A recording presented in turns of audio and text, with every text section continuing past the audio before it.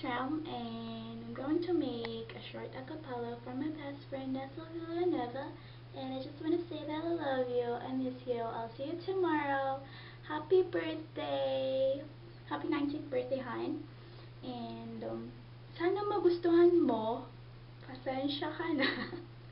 And eto na, okay, so here we go. Suko na, halika na, sabay tayo sa payong ko. Hawak ka, kapit pa, umulan bumagyo, magkasama tayo. Love you, hon.